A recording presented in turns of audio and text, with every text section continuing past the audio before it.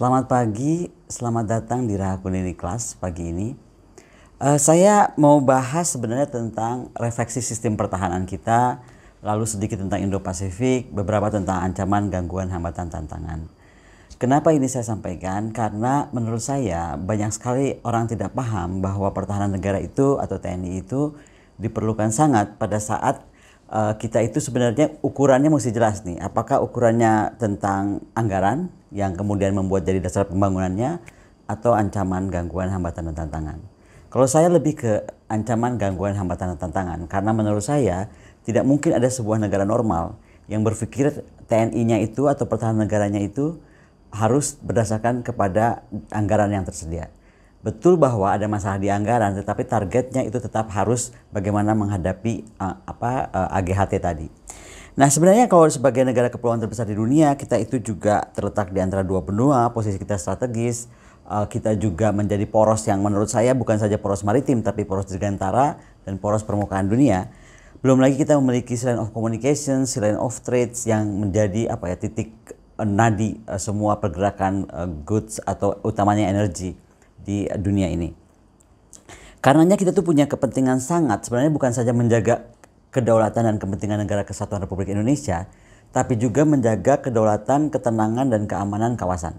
Nah, ini yang kemudian menjadi menarik karena kalau kita lihat dari hakikat kepentingan nasional kita gitu misalnya, itu kan rata-rata cuma ditulis bahwa pertama tata kehidupan masyarakat bernegara sesuai Undang-Undang 45, kemudian pembangunan nasional yang berkelanjutan, berwawasan nasional, ketiga mendayung-gunakan sarana potensi dan prasarana gitu. Tapi menurut saya kepentingan nasional itu harus ada yang lebih teknisnya gitu. Ini kan terlalu idealis, terlalu mengangkasa, nggak membumi gitu. Nah, yang idealisnya tuh adalah apa sih sebenarnya tantangannya gitu. Kemudian apa sih konstelasi kawasannya gitu. Nah, sekali lagi kita tuh punya sistem pertahanan apa yang disebut sistem pertahanan semesta, yaitu bagaimana mengintegrasikan tentang kekuatan militer, nirmiliter, kemudian juga bagaimana sebenarnya semuanya itu harus disiapkan secara dini. Itu bisa dibaca di dokumen apapun. Pertanyaannya, kita sudah siapkan secara dini belum? Menyiapkan secara dini itu kita mesti paham tadi ancamannya apa. Hari ini kalau kita ditanya ancaman kita tuh Cina bukan? Nggak ada yang berani bilang Cina. Ditanya ancaman kita misalnya Amerika atau Australia gitu, nggak ada yang berani bilang begitu. Padahal itu mesti jelas ditulis, toh nggak akan juga apa-apa. Australia juga melihat kita sebagai ancaman, Cina juga mungkin melihat kita sebagai ancaman. Kan dari situ kita bisa hitung, termasuk juga konstelasi peningkatan kapasitas dan kekuatan militer di kawasan. Karena terakhir ini semakin meningkat tajam dan Indonesia menurut saya nggak mengikuti itu gitu. Nah, faktor ketahanan nasional itu kalau menurut Alfred Airmayan ada letak geografi, wujud bumi, kemudian wilayah, penduduk, sifat pemerintahan. Saya sudah bahas di kelas yang lalu tentang national power, element of national power. Tapi intinya apapun yang kita punya itu kita harus maksimalkan gitu. Harus kita maksimalkan dan betul-betul jaga dengan sekuat tenaga. Sekarang kita bicara ancaman gitu. Ancaman ini apa sih? Sekarang yang pasti ancaman itu sudah multidimensi. Sudah beragam bentuk. Kategorinya juga sudah sosial, politik, militer, ekonomi, dan lain sebangsanya. Ancaman ekonomi jelas itu juga banyak hal mesti dihalangi misalnya oleh kekuatan intelijen yang kuat. Kekuatan intelijen siapa? Kekuatan intelijennya militer dan juga kekuatan intelijen mungkin dari BIN gitu. Ancaman sosial juga demikian juga ancaman lingkungan yang harus sebenarnya kita sepakati bahwa bencana alam, penyakit, rumah kaca, pencemaran dan lain-lain yang dikategorikan busan itu betul-betul harus dipikirkan sehingga bisa dicari solusi yang terintegrasi dan sekali lagi di antara elemen-elemen militer dan non-militer tadi. Nah, wujud ancaman yang terjadi juga adalah bagaimana terorisme, radikalisme, separatisme, pemberontakan bersenjata, kemudian pelanggaran wilayah perbatasan. Belum lagi sekarang ini kita tiba di era VUCA ya, di mana semua orang tuh dengan kemajuan teknologi yang harusnya lebih memudahkan, lebih membuat kita lebih advance dalam mengelola negara dan tata kenegaraan atau juga masyarakatnya, ternyata juga membawa ancaman gitu. Kita membawa menjadi dunia yang dunia yang tidak pasti gitu, yang penuh ketidakpastian. Nah, ancaman mungkin yang paling saya khawatirkan itu sebenarnya adalah ancaman CBRNE. Chemical, biologi, radiologi, nuklir, terus kemudian beberapa hal lain. Nah, tapi begini, intinya kalau kita mau lihat sebenarnya kalau kita kaitkan hari ini kepada COVID-19, terlepas apakah dia senjata biologi buatan atau senjata biologi non buatan, yang pasti Indonesia ini pernah dikenai dan terpapar dan juga terrugikan oleh senjata biowar yang dilakukan oleh negara tetangga di Indonesia Timur. Nah, sampai misalnya tadinya kita tuh eksportir cendana terbesar di dunia, sekarang kita sudah sama sekali tidak mengekspor cendana tersebut karena akhirnya diambil alih oleh negara tetangga tersebut. Dan caranya bagaimana? Saat itu mereka masuk hanya membawa contoh-contoh tanaman, berpura-pura sebagai turis, bawa contoh tanaman, dibilang ini adalah selat cendana itu akan bagus gitu sebagai tanaman silang dan lain sebagainya. Ternyata itu mematikan industri atau perkebunan cendana kita. Nah, hal seperti ini yang menurut saya kita tuh sebenarnya kecurian banyak. Ini kan cuma saya sebutkan 1-2 ya. Contoh CBRNA tentang ancaman COVID lah.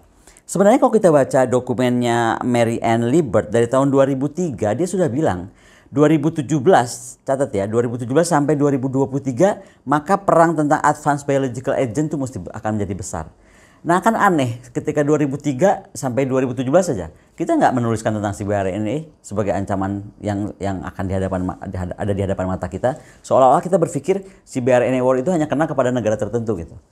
Padahal sekarang sekali lagi saya bilang, saya tidak bilang bahwa COVID 100% itu buatan atau apapun itu. Tetapi kalau kita anggap buatan misalnya, sanggupkah kita gitu untuk mengcounter? Bagaimanapun kan ancaman itu harus dilawan sebelum dia masuk. Nah, kasus CBRN ini menjadi penting karena begini, perang kekinian atau perang masa kini dan masa depan itu pasti menurut saya akan larinya ke biologi. Akan pasti lari ke biologi. Dia murah, nggak mudah terdeteksi, nggak juga oleh bisa X-ray atau anjing pelacak, itu nggak bisa. Dan yang paling bahaya, dia tuh ngangkutnya mudah. Kenapa ngangkutnya mudah? Tinggal kita tularkan ke beberapa orang itu tinggal jalan-jalan kemana-mana atau ke binatang atau tadi seperti tanaman, semuanya akan terimplikasi gitu. Nah, kalau murah, Anda bayangkan saja senjata konvensional itu kalau untuk perang dalam 1 km persegi itu sekitar $2.000. Untuk nuklir kita perlu $800 per kilometer persegi. Untuk kimia kita perlu $600. Bayangkan untuk senjata biologi hanya $1. Dan sudah saya ulangkan beberapa kali bilang bahwa dalam laporan CBRNA War atau CBRNA Terorisme dan Radikalisme, maka itu akan menjadi senjata teroris, radikalis, dan juga separatis. Dan ini yang menurut saya akhirnya lari juga kita kembali kepada undang-undang penanganan terorisme. Itu kenapa saya selalu dorong TNI itu harus paling depan tentang itu. Karena sekarang ancamannya itu tidak hanya orang membawa bom atau membawa pisau kemudian menjadi teroris mendadak sebagai lone wolf. Yang kita khawatirkan adalah mereka belajar di media sosial, belajar dimanapun, akhirnya membuat senjata-senjata biologi. Bagaimana kita counternya? Bagaimana ZENI kita? Apakah sudah ada di seluruh Indonesia dengan pasukan Nubika misalnya? Nah, senjata biologi ini bisa disebut senjata pemusnah massal, weapon of mass destruction. Sehingga menurut saya itu demikian penting untuk kita perhatikan karena dampaknya itu bisa racun, organisme penyakit, radiasi atau radioaktivitas. Nah, kalau kita lihat dari armed conflict, sebenarnya juga di tahun 2019 ini mungkin kita tuh hanya mungkin tidak terlalu dalam zona yang berbahaya. Tapi sekali lagi kita juga mesti lihat apakah belum masuk zona berbahaya itu karena kita belum bisa penetrasi dan juga mendata mereka semua gitu. Itu kan juga mesti dilihat. Atau apakah memang belum tercounter atau terbaca oleh intelijen kita. Anggaran pertahanan kita bisa lihat juga dibandingkan negara-negara lain yang rata-rata menaikkan anggaran pertahanannya mungkin sekitar 2-3% gitu, 5%. Kita itu kan kecil sekali kenaikannya, sangat kecil. Kalaupun ada dan mesti diapresiasi, tapi kembali akhirnya peruntukan anggaran ini untuk apa? Jadi jangan sampai yang terjadi ini anggaran kita terus tingkatkan, tapi akhirnya membaca roadmap pertahanannya atau peta jarak jangka sedang dan jauhnya pertahanan kita tuh nggak jago gitu loh, atau nggak mau atau nggak ahli. Tiba-tiba kita marah, Cina loh kenapain Cina udah ada di lautan kita? Loh, Cina dari tahun 2010 dia udah bilang, malah jauh sebelum 2010 dia sudah sampaikan bahwa saya akan ada jadi tentara laut hijau, which is akan ada di kawasan kita. Karena dia akan menjadi tentara laut biru yang akan menuju ke 2 samudra yang mengapit kita gitu. Jadi nggak ada yang salah dengan Cina, demikian juga nggak ada salah dengan Amerika Serikat dan lain-lain yang kemudian ingin membalans Cina. Logiknya adalah Amerika yang jauh sebegitu jauh itu aja khawatir dengan the race power of China. Kita nih lihat ada race power of US, race powernya of China, kemudian ada kolaborasi antara mereka yang disebut sekarang The Squad, yaitu bagaimana India, Jepang, Australia dan Amerika tuh bekerja sama untuk mengamankan kawasan ini. Dan ini menurut saya membuat saya terkejut dan perasaannya ditampar gitu. Lah, Indonesia kenapa nggak diajak? Orang kita yang punya Silent of Communications, Selat Malaka punya kita, jalur Alki 2, Alki 3 kita juga itu untuk menjadi jalur mereka. Jangan salah ya, ketika Amerika akan perang sama Cina betulan di Indo-Pasifik, dia akan pasti membuka timur barat. Karena dia akan menuntut tentang freedom of navigation. Kemampuan kita gimana untuk mengkontrol ini? Nggak bisa loh, ini rumah kita. Oke, freedom of navigation, tapi selama lewat kamu mesti kita yang jaga. Hal gitu, seperti itu tuh adalah bagian dari kekuatan TNI yang mesti kita bangun. Jadi bukan cuma semata-mata, nggak ada perang, ngapain Bukonin itu teriak-teriak soal anggaran pertahanan naikkan. Awareness itu kita mesti bangun. Nah, kemudian juga saya mau bilang bahwa ada analisa lingkungan strategi Indonesia itu dari geopolitik, geoekonomi, dan geostrategi. Kembali kepada Indo-Pasifik, menurut saya ini Indo-Pasifik ini akan menjadi tren yang mengemuka. Ada yang percaya bahwa sekarang hanya karena Trump menggunakannya sebagai isu dia di dalam pemilu Amerika Serikat supaya dia ada pamor gitu di dalam negerinya. Di lain sisi juga Cina melakukan hal yang sama karena Xi Jinping ditekan oleh masalah ekonomi ini dan itu, dia perlu mengkonsolidasikan partai dan juga rakyat Cina. Apapun itu, yang mesti kita tahu bahwa ini ada controversial issue of Indo-Pacific. Satu, US versus China, dan mereka nggak sendiri loh. Mereka punya aliansi. Amerika punya aliansi, Cina punya aliansi. Indonesia punya siapa? Anggaran pertahanannya kecil. ASEAN nggak boleh dijadikan fakta pertahanan ataupun corporate security or whatever namanya gitu. Sementara kita juga menghadapi orang-orang yang punya aliansi tadi gitu. Kemudian bagaimana ada modernisasi kekuatan yang diiringi pertumbuhan ekonomi. Kemudian bagaimana kemajuan militer mereka dengan teknologi pertahanan yang canggih. Contoh misalnya Australia dengan merubah doktrin perang udaranya menjadi Plan Jericho. Itu harusnya, padahal dia sudah launching dari beberapa tahun lalu. Itu harusnya disikapi, kemudian angkatan udara kita mesti seperti apa. Jangan salah, dengan mengemukakan Plan Jericho-nya itu Australia melanggar banyak loh di Indonesia bagian timur. Tanya aja di Satratnya Somlaki. Berapa pelanggaran per hari oleh Heri Serbu dan juga pesawat lain dari Australia. Itu sebagai contoh ya. Belum lagi tadi Laut Cina Selatan gitu. Nah, ini banyak sekali sebenarnya penyebaran bahan berbahaya yang ilegal gitu kan. Kemudian bagaimana ancaman cyber baik dari kabel, terus kemudian IP dan juga bagaimana komputer. Semua keamanan ini yang mesti kita pikirkan. Sekali lagi, jangan menganggap bahwa Indo-Pasifik itu seolah-olah adalah oke lah, itu konsep barunya Amerika Serikat mau merubah US PACOM. Jangan salah ya, kata, peta, sejarah itu memiliki potensi material ketika dihadapkan kepada keputusan, dihadapkan kepada perilaku, ketika dihadapkan kepada kepentingan negara. Dan peta dalam pikiran para pemimpin politik gitu kan, itu memiliki konsekuensi nyata pada masalah diplomasi, pada masalah ekonomi, pada masalah persaingan strategis, pada perdamaian dan pada perang. Dan gagasan dapat menjadi sebuah kebijakan. Ketika kebijakan dilakukan, dia mampu membentuk realitas. Nah, coba bayangkan, kita bandingkan Presiden Jokowi teriak-teriak tentang poros maritim dunia itu dari tahun berapa? Dan bayangkan dengan Indo-Pasifik yang baru ngomong atau bercerita kemarin, tapi kekuatan aliansi sudah demikian masif, kekuatan Amerika sudah jelas digelar seperti apa, nanti akan saya lihatkan di peta ini sampai terjadi benturan di Indo-Pasifik soon, kelihatan nih apa kekuatan militer Amerika, kekuatan militer Cina, dan kita ini akan jadi apa? Karena kita akan terbelenggu di tengahnya. Saya ingat Napoleon ya. Napoleon itu pernah bilang jauh-jauh hari dulu bahwa abad 16 coba dia abad 17 ya. Dia sudah bilang bahwa China is a sleeping giant. Let her sleep because when she wakes she will shake the world. Dan itu saya nggak tahu apakah Napoleon itu bisa meramal atau enggak. Tapi ini kan berarti peringatan sudah berapa abad yang lalu. Jangan salah ya. Abad 17, abad 18 itu nenek moyang kita lagi hebat-hebatnya. Abad 15 Ratu Kalinyamat sudah bisa mengusir Portugis dari Malaka. Makanya kenapa kita setenang-tenang aja dengan ramalannya Napoleon atau apapun, nggak usah ramalan lah, dia jenderal nggak boleh meramal, prediction gitu kan, perkiraan gitu. Nah, dan kita lihat bagaimana apa yang dicapai Cina. Cina itu keajaiban. Dalam sejarah manusia tidak pernah ada orang bisa membangun peradabannya dan kemajuan ekonominya secara masif seperti Cina. Jadi jangan juga lihat Cina itu seperti ancaman karena dia punya kekuatan itu. Yang ada kita mesti belajar. Kalau dia bisa, kenapa kita tidak bisa? Karena dulu kita tuh disegani sekali zaman Sriwijaya, Majapahit, even Jepara tadi saya bilang. Kita sangat disegani gitu. Karena punya kemampuan militer yang masif, industri pendukung yang masif. Mungkin saya sih nggak akan banyak bicara, tapi yang pasti begini ya, terjadi apa yang disebut the new cartography of power. Bagaimana konstelasi Asia Pasifik menjadi Indo-Pasifik itu bukan semata-mata kata-kata, tetapi mencerminkan pergeseran politik yang berakibat tektonik yang akan segera terjadi. Masalah kapannya kita nggak tahu, tapi menurut saya Indonesia itu akan dalam posisi sulit mempertahankan neutrality-nya atau dalam masalah non-alignment-nya. Jika kita tidak berpikir ulang atau merekonstruksi ulang apa sih non-alignment kita itu. Di saat ini saya membacanya non-alignment itu seolah-olah nggak mau jadi teman semua orang.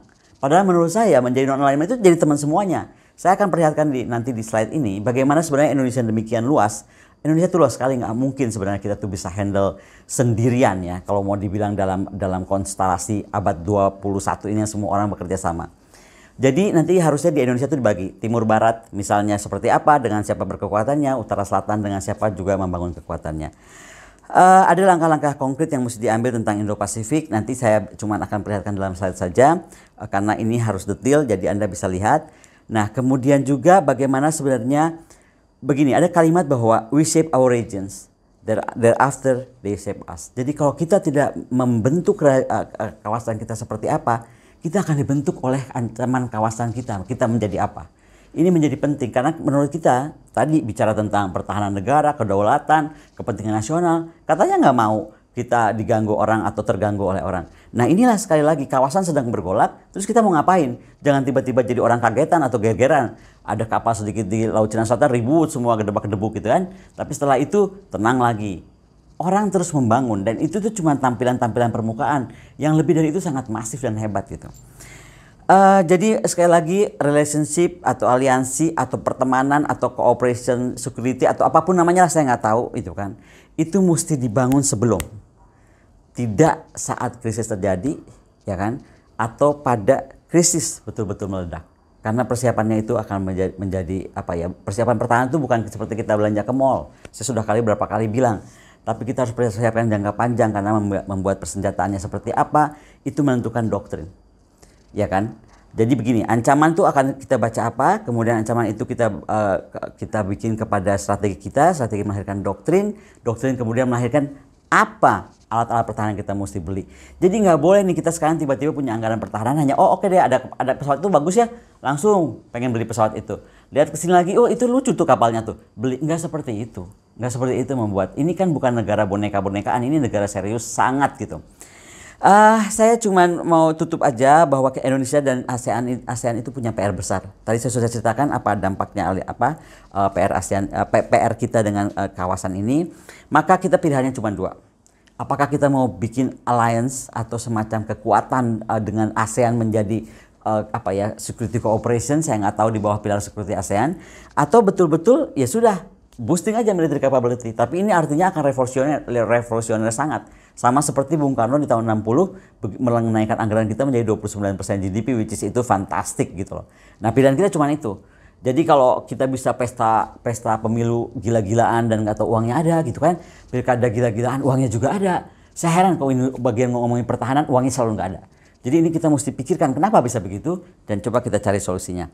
ASEAN Joint Concept mesti dipikirkan apakah itu termasuk Major Combat Operation, Joint Theater Logistic, Homeland Defense, apakah kemudian Maritime Domain Awareness, Airspace Domain Awareness gitu kan, Shaping Operation, Joint Urban Operation, kemudian ASEAN Military Support yang saling bisa mendukung. Jadi nggak tiba-tiba kalau Filipina rame, tiba-tiba dibentuk itu. Mungkin ada yang lebih bagus saat kita sudah membentuknya dengan pasti. Karena ASEAN yang paling penting begini ya, menurut saya ASEAN itu juga penting sangat kalau kita gunakan dengan baik. Visinya nggak boleh berubah. Karena menurut saya kalau ASEAN tidak bisa mempertahankan dari ASEAN untuk ASEAN, maka ASEAN dihambang kehancuran. Kenapa? Karena beberapa negara ASEAN telah menjadi aliansi atau menjadi bagian fakta dari negara-negara yang sedang bermain dan akan segera berperang di sini. Saya rasa sekian saja pagi ini dan semoga ini menginspirasi terutama untuk adik-adik saya banyak dikomentarin nih kenapa sih kayak buku ini terlalu berat nih gitu kan. Jadi agak untuk S1, S2 juga katanya. Jadi demikianlah saya harap ini bisa menginspirasi baik untuk adik-adik di S1 juga di S2 apalagi di S3. Oke, terima kasih, ditunggu komennya. Bye.